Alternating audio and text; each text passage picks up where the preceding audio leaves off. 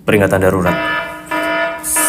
Satu gambar ini di retweet belasan bahkan puluhan ribu orang, di repost ulang, dibawa ke Instagram, lebih viral lagi, dan banyak influencer juga posting. Ada apa sebenarnya? Apa yang darurat? Jadi menurut yang gue baca-baca, ada dua putusan penting MK yang pada intinya menjadi angin segar bagi Anies untuk nyalon Pilkada DKI. Setelah sebelumnya ditinggalkan banyak parpol, bahkan parpol yang dulu mengusungnya di Pilpres. Lalu parpol-parpol ini bergabung membentuk koalisi gemuk untuk mengusung Ridwan Kamil. Nah, lewat putusan 60, alih-alih Anies terjegal, ini memungkinkan Anies tetap bisa lolos lewat pencalonan independen ataupun hanya satu parpol, yang di peraturan sebelumnya mewajibkan koalisi. Itu putusan MK yang pertama.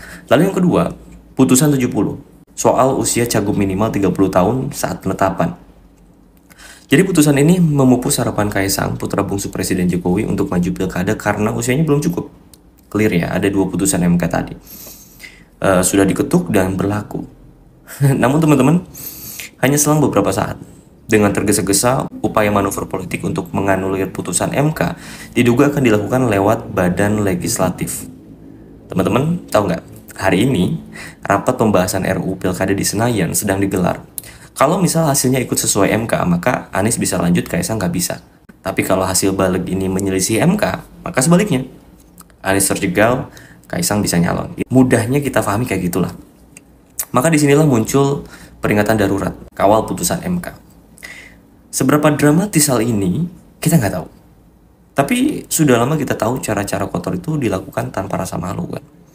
Kalau kata Bivitri, cara-cara kotor ini dijalankan nggak perlu kecerdasan, cuman butuh dua, mental culas dan tahan malu.